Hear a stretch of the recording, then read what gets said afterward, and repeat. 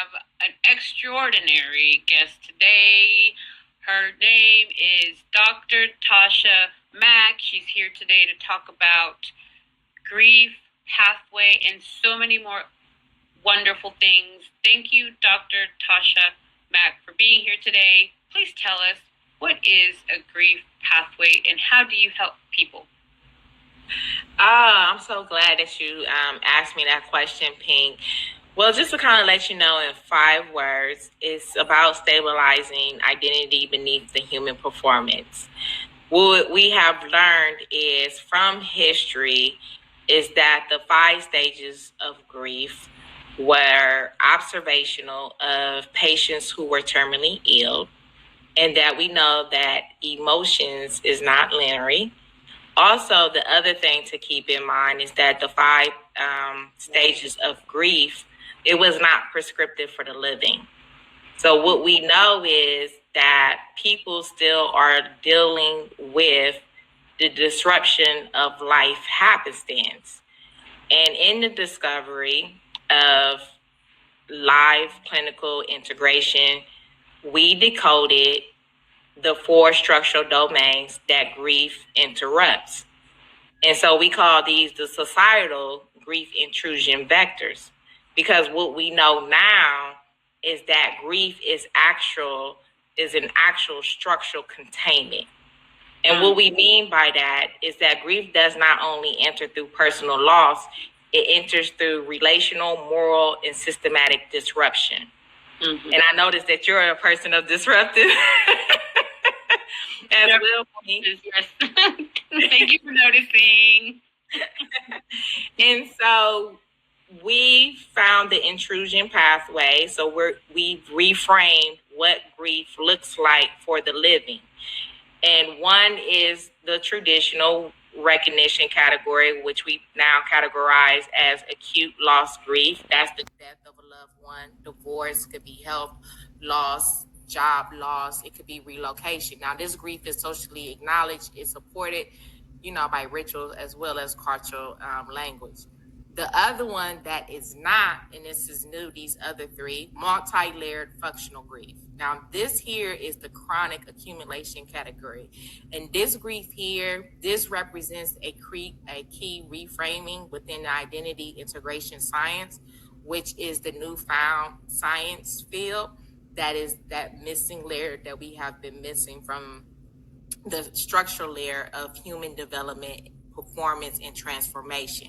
And what that is, the multi-layer functional grief is career betrayal, institutional injustice, role overload, caregiver fatigue, yes, mommies, daddies, identity erosion, and then the accumulated micro losses. Now, this grief is invisible. Why? Because the individual continues to function while carrying unresolved grief. And the reason for that is because we have not created that space or had enough research to talk about the impact until now. And this is where a lot of your high functioning performers, they live for years and the body carries that weight while the performance is being masked. The third one is the more obligation grief. This is the ideological category. This occurs when the individuals internalize the responsibility for systematic or cultural structures. And we're seeing that today. So these are examples of the inherent activism pressure, generational struggle identity, cultural survival narrative, the ideological polarization of stress, and then the perceived duty to repair the systematic injustice. And this grief here, this is what reflects moral architect.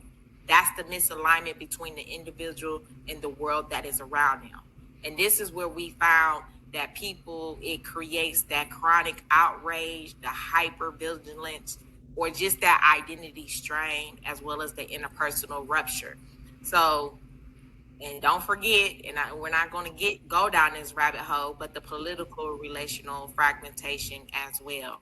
Mm-hmm. And then the fourth one is the collective systematic grief. This is the societal disruption category. And this is accumulation during periods of widespread societal instability. as we are experiencing now: economic disruption, public health crisis, racial tension, the political polarization, and as well as the institutional distrust. And this grief is ambient and is often unnamed. So these are the four new categories and how we can look at the impact of how grief is impacting us as we're trying to live life to the fullest extent possible. And so that's where the work started at. Pink.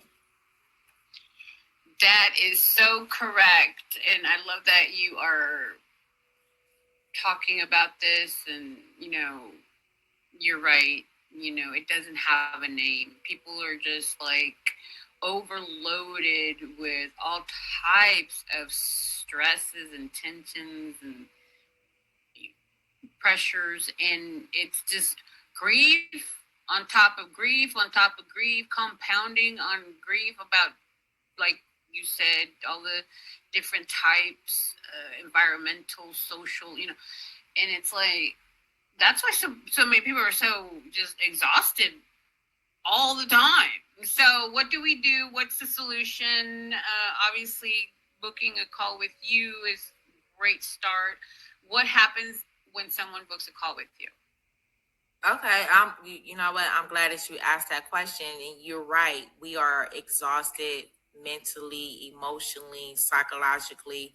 And so part of our discovery was creating the Reset Studios, which is a platform that is designed. Notice we said reset. Is we need to reset. We need to reset to address what most leadership as well as personal development models have missed, which is the stabilization. And this is what sits beneath the performance of who we are as individuals. So just keep in mind, this work is not created from theory.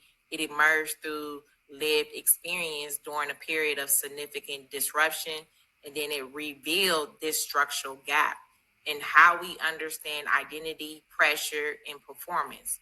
So what began as something made personal for yourself is evolving into a system now used to support others who are navigating similar unseen challenges. So the Reset Studios, which is you can find at resetstabilizeperform.com, or you can go to the I Am Coach Tasha Mac, and we have the links to learn more about the different Reset Studios. So we have Grief Reset, which I really am excited about that more than anything. I tell people grief brought me joy, and they be like, "What do you mean?" Like, literally, grief brought me joy. It brought me joy because I seen so many other people that were experiencing exactly what you said, Pink.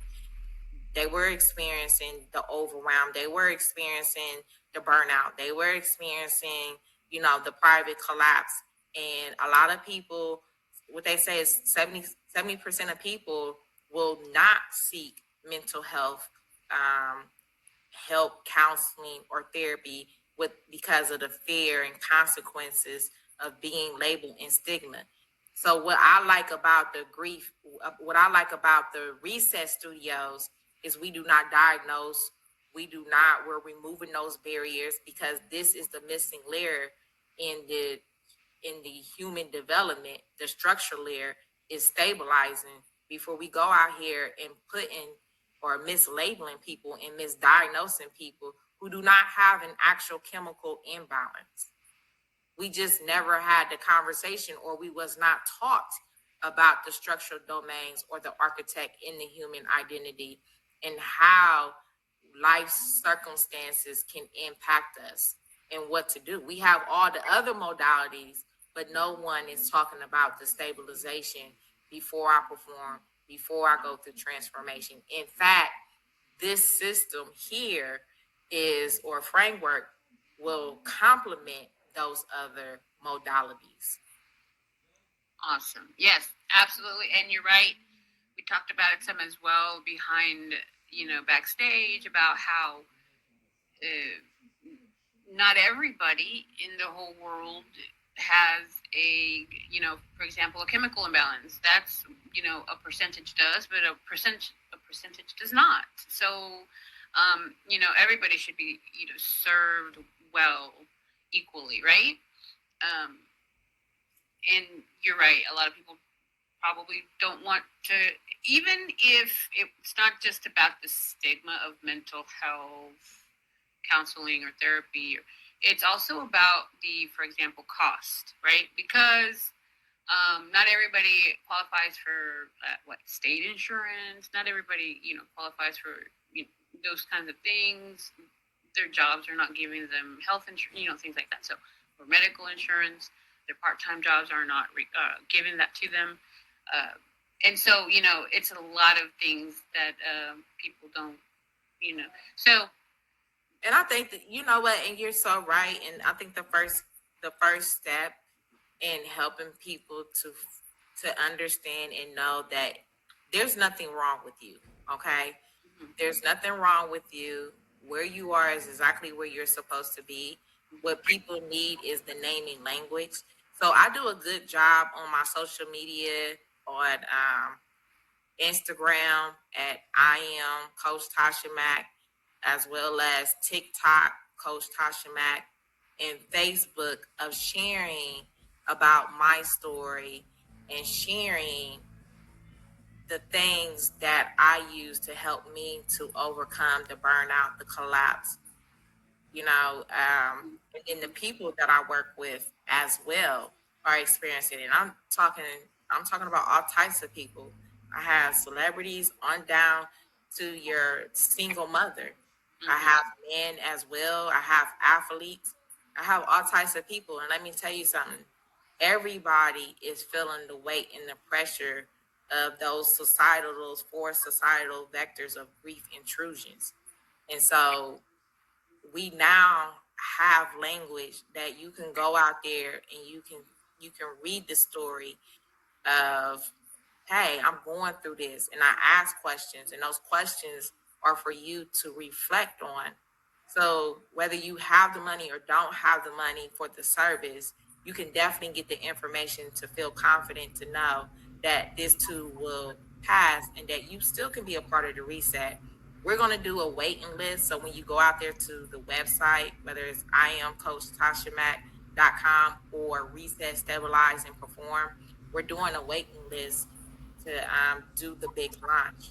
And when we do the launch, you'll be a part of the movement, the reset, stabilize, and perform.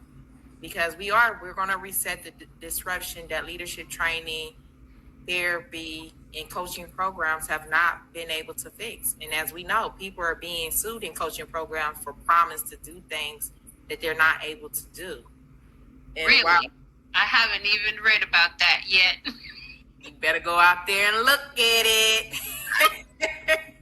It's a good thing I never was a coach because I'd be like, uh-oh. Yeah. And so, and I've been a coach before the coaches, so that's just that. Yeah, you cannot overpromise. That's a Federal Trade For Commission sure, for sure. violation. It's And I promising. get that. Look, I've been doing this show since 2020, and I'm gonna tell you something. When I speak to people before they come on the show, I say to you, I tell you all the under numbers. I'm like, I'm at this number, I'm at this number. I'm not, I always undersell my production because I don't know what's going to happen once this show goes out in the air, in the broadcast. I don't know. I cannot promise you anything. I never promise anything. I say this is what I do. These are the numbers that are approximate. But instead of saying a million, I say 100,000. Instead of saying 250,000, I say 100,000. You know what I mean? Like, but I know what my numbers are, but I don't oversell because that is just ethically wrong, and of course legally. So I'm actually glad to hear what you just said. Well, and just to let you know, Pink, I am a certified fraud examiner, so I did a lot of research. And now that I'm retired from the federal government and training auditors and also some CIA personnel, I see more and more, of fraud. And that's why I fit so well in this new science field and working with people, because people don't understand, like, they're one disruption away from realizing what other platforms were not able to fix. And right now, people want authenticity. People want something that's going to be genuine. People want what I keep hearing in these groups, in these platforms. Yo, coach, yo, doc, I just want to be stabilized. My therapist, they keep wanting to, throw medical terminology out there. They're really not understanding. I just want to be stabilized. And people don't even know when they say stabilized what that means, and the work itself is for those who are ready. It's not for everybody because it's about the internal instability to the structural clarity that you need. And everybody's pathway is different. That's what I like about our framework is no person or program is going to be the same. So you're not getting a one size fit all reset program for grief, leadership, or co-create space for the practitioners that want to learn more about the certification program and training to be able to offer it to their clients. So, I mean, I've seen it coming. I've been in coaching for over 20 years, even though I'm 25 years old. But I'm just saying, I built a lot of training programs. I built a lot of training programs. I help people. And my thing was, I'm not getting ready to tell people that you can go out here or say, I can make $1 million in a month. And I know people out here who are multi-millionaires that are not even making that. And they have all the mindset, all the two sets, and all the skill sets. So people want something that's real. Social media, I tell people this all the time, please do not take social media real, because that's a lot of where people are finding a lot of their frustration. They're comparing themselves to what they see out on social media. LinkedIn is the same thing too. You got people out there, like I'm dealing with these people. I'm dealing with people that's supposed to be helping the masses of people that they say, quote unquote, right, have a chemical imbalance of anxiety, PTSD, but yet they don't want to seek help either. But you on here and you burnt out. I mean, make sense, Pink. Right. Oh, I wish I could. I wish I could make it make sense.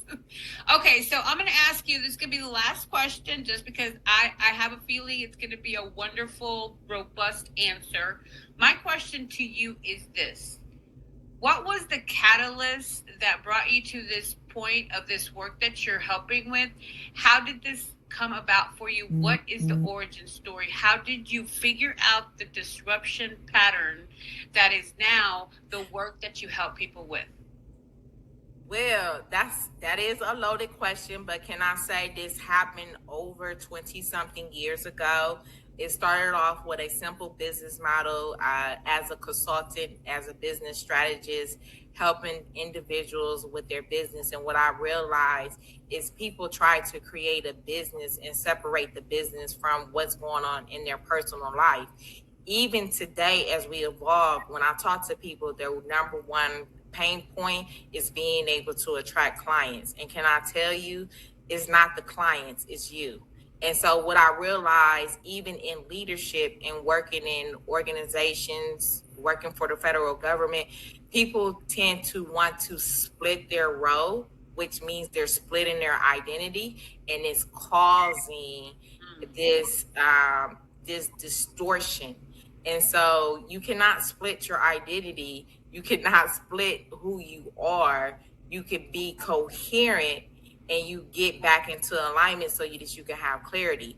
So this model started 20 years ago. Unfortunately, technology wasn't there for me like I needed it at that particular point in time. But now, with the way research is, the way humanity has evolved, I started seeing this as a reoccurring issue, problem, when I ended up facing a private collapse during the pandemic, and I contracted COVID, and it caused me to have heart failure, and I left the workforce due to being incapacitated from the complications of heart.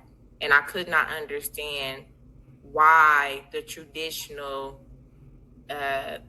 modalities were not working, and I realized that it was something deeper. So with me being the system thinker, me being like working with people and dealing with leadership, dealing, being certified in emotional intelligence, knowing about situational leadership, I knew that there was something deeper and it was a missing piece. And I started doing the research. I started building the framework and presented it to a lot of doctors and therapists. We even had the conceptual drawings and visualizations out there on the Grief Pathway website for, if you want to know more about this, thegriefpathway.com is the best website. And their miles was just dropping. I was like, this is a missing layer that, hey, it had to take somebody to go through it to document it. And I began to start creating cohorts. And in those cohorts, I would create like different settings of different people, different backgrounds, men, women, some money, some no money. And the same reoccurring issues and problems was leadership strain within the individual. And we are our leaders. Let me just say that we are our leaders. It was burnout. It was the people are unclear. The things that were going on that was affecting them, as far as with the political, you know, scheme of things. People are literally disassociating themselves with family members, and it's just a lot. And we definitely, the world needs a reset. And when I say I am a disruptor, I didn't understand what that means until I finished the work and I understood. I reset the disruption. I am the stabilizer. And with the help of so many other people, they helped me to gain that confidence. They helped me when I was at my lowest of my lowest. And I'm going to tell you, I survived for the person that's watching this and for the other people. So you don't have to go through it. So my thing is, this is not a black and white. I hate that more than everything. I don't care. This is about a human right.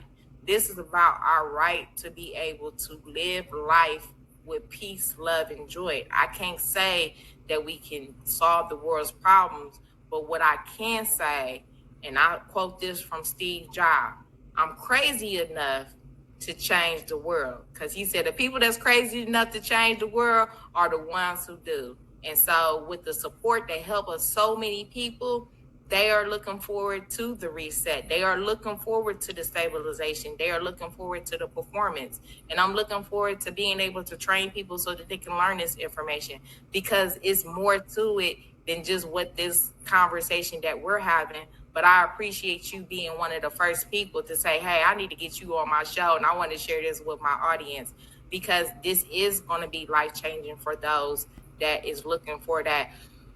Whew, is that what I've been dealing with? And now I have something that I can do a woo side and know that it wasn't me. No, it's not you. It's not you. It's life, it's humanity. And yes, I did the hard work. I went through it. I created the framework with the help of so many other people along the way. Everything has been scientifically proven. And we will, I will have more stuff to come. We're working on a book, so we're working on that now. I can't say what the title is, but what I wanted to name it was Am I the Drama or Am I the Disruption? Oh, I know I'm the drama, honey bunnies. Not you, everybody. Y'all, everybody knows I am the drama. No, that's a good title. I love that. So, but what the publisher said, let's revisit that, or what did they say? We'll see, but I'm still keeping that title. So that is my literary word. Am I the drama or am I the disruption? Yeah. So, but I tell people you're one reset away from becoming stable enough to perform and transform. And I can tell you, even with the loss of income, the loss of health, I've been able to be restored. I've been able to gain stability and be able to perform and transform. And if I can do it and literally go through 2 surgeries and literally heart rate at 30%, ejection rate, I know that others can do it. So this work, it was very personal. It so was you almost died from heart failure. that Yeah, actually? you know what? I won't even look. I didn't even take it serious until my doctor told me, "Hey, this is what's going on." And I went and I did the procedures that they wanted me to do, and then I went back through the notes and I asked someone, "What does this mean?" And every time I would go into the doctor, they were like, "We got to call the EMTs." I said, "What are you calling the EMTs?" They're like, "Your heart rate is at 30 beats per minute." I didn't understand that because I was a healthy person. Okay, I was a healthy person. I didn't need to know that stuff. You know, you don't need to know unless you really feel that it concerns you. And at that point in time, my health wasn't a concern. And so yeah, it was probably the third year into everything when I realized how grave of a danger I was in. That And was that from what did the heart failure come about from? from COVID, Right. from contracting COVID. And Okay. no, it did not come from the vaccine. No, it did not. It came from me contracting COVID. Okay. So COVID almost gave you heart failure, and this is back in what 2020, 2021, actually, to be exact. Yeah, of course. Yeah, 2021. Wow. Wow. Wow. So yes, I am here. I'm and if I went through it and I made it to be able to share this information with humanity, I'm willing to share and join with the practitioners and helping them to get trained to learn more about the structural domains, learn more about how grief disrupts the identity, as well as how do we stabilize the internal system. Because we hear people talk about dysregulation, destabilization, but no one really knows how to go about stabilizing. And that's what the Reset Studios is for. And that's the first thing is reframe grief so that people can have a woosah moment. So leadership, because leadership is having the same thing too. Don't think your CEOs and you don't think that they're not going through. They're going through it too. Statistics is showing that we're all going through it. No one is exempt.